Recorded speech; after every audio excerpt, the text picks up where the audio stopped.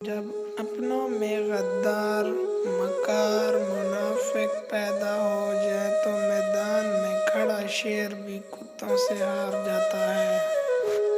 کبھی کبھی انسان ایک چھوٹی سی چوٹ پر، ذرا سی تکلیف پر بری طرح ٹوٹ کر رو دیتا ہے۔